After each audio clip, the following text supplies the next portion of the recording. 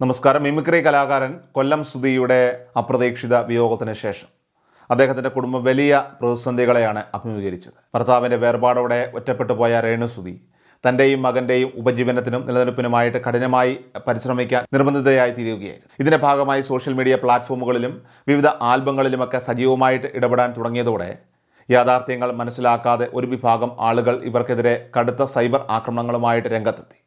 താൻ ജീവിക്കുന്നത് തൻ്റെ മകന് വേണ്ടിയാണെന്നും തൻ്റെ രൂപവും ഭാവവും ഇങ്ങനെയാണെന്നും പ്രഖ്യാപിച്ച് ഈ അധിക്ഷേപങ്ങളെയെല്ലാം ധീരമായി അതിജീവിച്ച് മുന്നോട്ടു പോകാൻ രേണുവിന് സാധിച്ചു. എന്നാൽ മാനസികമായ പ്രതിസന്ധികളെ മറികടന്ന് ജീവിതം കെട്ടിപ്പടുക്കാൻ ശ്രമിക്കുന്നതിനിടയിലാണ് ക്യാൻസർ എന്ന മാരക രോഗത്തിൻ്റെ രൂപത്തിൽ വിധി അവരെ വീണ്ടും പരീക്ഷിക്കുന്നത്. നിലവിൽ രോഗം മൂന്നാമത്തെയോ നാലാമത്തെയോ ഘട്ടത്തിൽ ഇപ്പോൾ എത്തി നിൽക്കുന്ന അതീവ ഗുരുതരമായിട്ടുള്ള സാഹചര്യത്തിലൂടെയാണ് അവർ ഇപ്പോൾ കടന്നു പോകുന്നത് എന്നാണ് നമുക്കറിയാൻ കഴിയുന്നത്. ഇത്രയും ദയനീയമായിട്ടുള്ള അവസ്ഥയിലൂടെ കടന്നു പോകുന്ന ഒരു സ്ത്രീയെ പോലും വെറുതെ വിടാൻ സമൂഹ മാധ്യമങ്ങളിലെ ചില സൈബർ പോരാളികൾ തയ്യാറാകുന്നില്ല എന്നത് തികച്ചും ലജ്ജാകരമായിട്ടുള്ള വസ്തുതയാണ്. ക്യാൻസർ എന്ന രോഗാവസ്ഥ വളരെ കഠിനമായ കീമോതെറാപ്പി ചികിത്സകളിലൂടെയാണ് അവരെ കടത്തിവിടുന്നത്.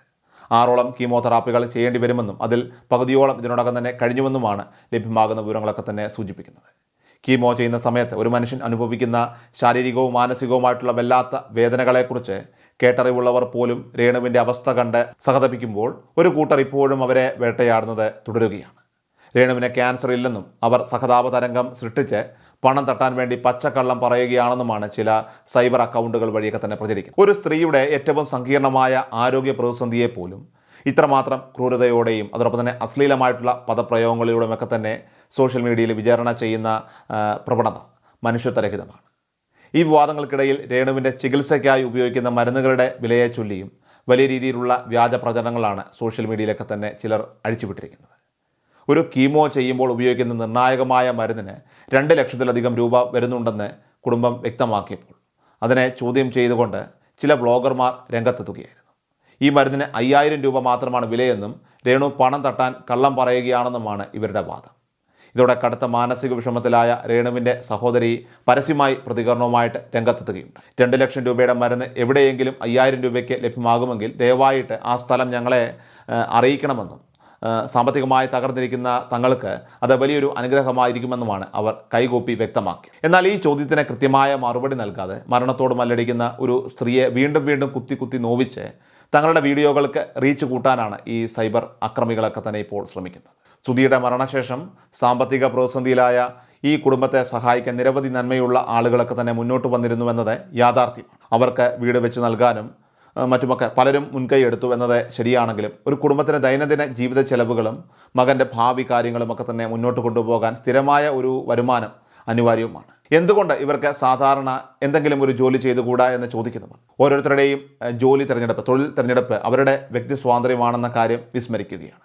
സിനിമയിലോ ആൽബങ്ങളിലോ അഭിനയിക്കുന്നതും പുതിയ കാലത്തെ പെയ്ഡ് സബ്സ്ക്രിപ്ഷൻ പ്ലാറ്റ്ഫോമുകൾ വഴി വരുമാനമുണ്ടാക്കാൻ ശ്രമിക്കുന്നതുമെല്ലാം തന്നെ അവരുടെ അതിജീവനത്തിനായിട്ടുള്ള മാർഗങ്ങളാണ്. ലൈംഗിക ദാരിദ്ര്യം അനുഭവിക്കുന്ന ചില ആളുകളെ ലക്ഷ്യമിട്ട് ശരീരഭാഗങ്ങൾ പ്രദർശിപ്പിക്കുന്നതാണ് ഈ സബ്സ്ക്രിപ്ഷൻ രീതി എന്ന് വിമർശിക്കുന്നവർ പോലും അത് പണം കൊടുത്ത് കാണാൻ മടി കാണിക്കാറില്ല എന്നതാണ് ഇതിലെ വൈരുദ്ധ്യം. പണ്ടുകാലം മുതലേ ലൈംഗിക തൊഴിലിനെ അന്തസ്സുള്ള ഒന്നായി കണ്ട് ജീവിച്ച നിരവധി മനുഷ്യരുണ്ടെന്നിരിക്കെ എല്ലാ തൊഴിലിനും അതിൻ്റേതായിട്ടുള്ള മാന്യതയുണ്ടെന്ന് തിരിച്ചറിയേണ്ടതും. സമൂഹ മാധ്യമങ്ങളിൽ വലിയ തോതിൽ വിമർശനങ്ങളൊക്കെ തന്നെ ഉന്നയിക്കുന്ന പലരും ഇത്തരം പെയ്ഡ് സബ്സ്ക്രിപ്ഷൻ വീഡിയോകൾ പണം നൽകി കാണുകയും അതിനുശേഷം അവരെ അധിക്ഷേപിച്ചുകൊണ്ട് വീണ്ടും ഒരു വീഡിയോ ചെയ്യുകയുമാണ് ചെയ്യുന്നത്. താൻ രേണുവിൻ്റെ സബ്സ്ക്രിപ്ഷൻ വീഡിയോ കണ്ടത് അവരെ വിമർശിക്കാൻ വേണ്ടിയാണെന്ന് പരസ്യമായി പറയുന്ന വ്ളോഗർമാരുടെയൊക്കെ തന്നെ മാനസികാവസ്ഥ എത്രമാത്രം വികൃതമാണെന്ന് ഇതിൽ നിന്നും വ്യക്തമാണ്. പണം നൽകി വീഡിയോ കാണുകയും അതിനുശേഷം ആ സ്ത്രീയെ മോശക്കാരിയാക്കി ചിത്രീകരിക്കുകയും ചെയ്യുന്ന ഇത്തരം ആളുകൾ സ്വന്തം ലാഭത്തിന് വേണ്ടി മാത്രമാണ് ഇത് ചെയ്യുന്നത്. രേണുവിൻ്റെ മകൻ്റെ പിതൃത്വത്തെ പോലും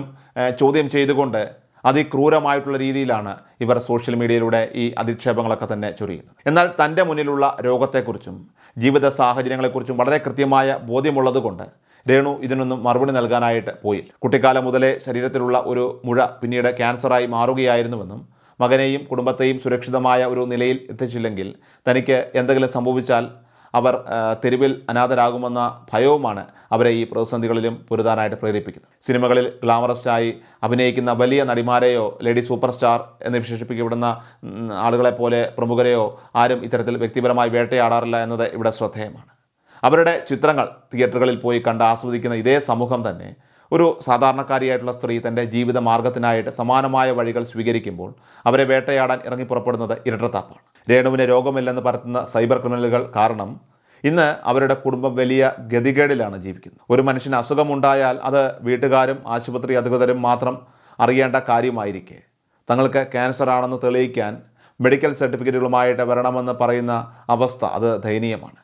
നിലവിലെ രേണുവിൻ്റെ വീഡിയോ ദൃശ്യങ്ങൾ പരിശോധിച്ചാൽ തന്നെ കീമോതെറാപ്പി കാരണം മുടിയെല്ലാം തന്നെ കൊഴിഞ്ഞ് ശരീരം വല്ലാതെ ക്ഷീണിച്ച് മരണത്തോടെ മല്ലടിക്കുന്ന ഒരു സ്ത്രീയെയാണ് കാണാൻ കഴിയുന്നത്. അത് കാണുന്നവർ ഈ ഘട്ടത്തിലെങ്കിലും അവരെ വെറുതെ വിടാനുള്ള മാനുഷിക പരിഗണന കാണിക്കേണ്ടതായിട്ടുണ്ട്. ഇന്ന് യൂട്യൂബിലും മറ്റ് സജീവമായിരിക്കുന്ന റിയാക്ഷൻ വ്ളോഗർമാർ എന്ന് പറയുന്ന ഒരു കൂട്ടം ആളുകൾ മറ്റുള്ളവരുടെ ജീവിതത്തിലെ കറുത്ത വശങ്ങളൊക്കെ മാത്രം ചൂഷണം ചെയ്ത് ജീവിക്കുന്നവരാണ്. കഴിഞ്ഞ ദിവസം ഒരാളെ മദ്യപിച്ച് വാഹനം ഓടിച്ച് പിടിച്ചു. ഹെലനോം സ്പാർട്ടെ അവരെ പോലുള്ള വ്യക്തികളെക്കുറിച്ച് വലിയ രീതിയിൽ സംസാരിക്കുന്ന ഇവർ സ്വന്തം ക്യാമറകൾ ഓഫ് ചെയ്ത് വെച്ചാൽ അവരുടെ വീടുകളിൽ എന്താണ് നടക്കുന്നത് എന്ന് ചിന്തിക്കേണ്ടതുണ്ട്. പലപ്പോഴും ഇത്തരം ബ്ലോഗർമാരുടെയൊക്കെ ജീവിതം, സ്വകാര്യ ജീവിതം ഇതിലും വലിയ അപജയങ്ങൾ നിറഞ്ഞതായിരിക്കും. രേണുസുധിയുടെ ജീവിതത്തെയും രോഗത്തെയും വെച്ച് വീഡിയോകൾ നിർമ്മിച്ച് ലക്ഷക്കണക്കിന് രൂപ വരുമാനവും റീച്ചും ഉണ്ടാക്കിയ ബ്ലോഗർമാർ ആരെങ്കിലും ഈ സങ്കീർണമായ ഘട്ടത്തിൽ അവർക്കൊരു സാമ്പത്തിക സഹായം നൽകാനായിട്ട് തയ്യാറാകുമോ എന്നത് പ്രധാന ചോദ്യചിഹ്നമാണ്. മറ്റൊരാളുടെ ജീവിതത്തെ കീറിമുറിച്ച് പരിശോധിച്ച് പണമുണ്ടാക്കുന്ന പ്രവണത അത് അവസാനിപ്പിക്കേണ്ട കാലം ഇപ്പോൾ അതിക്രമിച്ചിരിക്കുകയാണ്. ഈ ലോകത്ത് ആരും 100% തികഞ്ഞവരല്ലെന്നും എല്ലാവർക്കും അവരുടേതായിട്ടുള്ള പരിമിതികളും തെറ്റുകുറ്റങ്ങളുമൊക്കെ ഉണ്ടെന്നുമുള്ള യാഥാർത്ഥ്യം ഉൾക്കൊള്ളാൻ ഈ ബ്ലോഗർമാരൊക്കെ തന്നെ തയ്യാറാകും. ആരോഗ്യമുള്ള ഒരു വ്യക്തിയെ എത്ര വേണമെങ്കിലും നിങ്ങൾ വിമർശിച്ചോളൂ, പ്രശ്നമില്ല. എന്നാൽ മരണത്തോടെ പോരാടുന്ന ഒരു രോഗിയെ ഇത്തരത്തിൽ വേദനിപ്പിക്കുന്നത് ക്രൂരതയാണ്. ഈ സൈബർ ആക്രമണം നടത്തുന്നവരുടെ വീട്ടിൽ നിന്നുള്ള പണം കൊണ്ടല്ല രേണു ചികിത്സിക്കുന്നത്, മറിച്ച് സുധിയുടെ സുഹൃത്തുക്കളും മറ്റു നല്ലവരായിട്ടുള്ള മനുഷ്യരുമൊക്കെ സഹായിക്കുന്നത് കൊണ്ടാണ് അവർ ഇന്ന് ജീവൻ നിലനിർത്തുന്നത്. അച്ഛനില്ലാത്ത മക്കൾക്ക് അമ്മയെങ്കിലും നഷ്ടപ്പെടാതിരിക്കട്ടെ എന്ന് ചിന്തിക്കുന്നതിന് പകരമായിട്ട് അവരുടെ മുറിവുകളിൽ വീണ്ടും വീണ്ടും കുത്തി നോവിക്കുന്നവർ സ്വന്തം കുടുംബത്തെക്കുറിച്ച് ഒന്ന് ഓർക്കുന്നത് നന്നായിരിക്കും. കാരണം അസുഖം ഏത് നിമിഷവും വരാം. ഒരു സ്ത്രീയെ ഇത്തരത്തിൽ പരസ്യമായി അപമാനിച്ചുണ്ടാക്കുന്ന പണം കൊണ്ട് വീട്ടിൽ പോയി അരി വാങ്ങി തിന്നുമ്പോൾ അത് തൊണ്ടക്കുഴിയിൽ ഇറങ്ങുമോ എന്ന് ഈ സൈബർ പോരാളികൾ ഒന്ന് ചിന്തിക്കുക. ഇന്ന് രേണുവിനുണ്ടായ ദുരവസ്ഥ നാളെ നമുക്കോ നമ്മുടെ അമ്മമാർക്കോ പെങ്ങന്മാർക്കോ മക്കൾക്കോ ആർക്കും വരാം എന്ന് മിനിമം തിരിച്ചറിവെങ്കിലും മനുഷ്യർക്ക് ഉണ്ടാകേണ്ടതായിട്ടുണ്ട്. ദുരന്തമുഖത്ത് നിൽക്കുന്ന ഒരു സ്ത്രീയെ ഇത്രമാത്രം അധിക്ഷേപിക്കുന്നവർക്കെതിരെ രാജ്യത്തെ ആഭ്യന്തര വകുപ്പും അതോടൊപ്പം തന്നെ പോലീസും കർശനമായ നിയമ നടപടികൾ സ്വീകരിക്കേണ്ട സമയവും ഇപ്പോൾ അതിക്രമിച്ചിരിക്കുകയാണ്.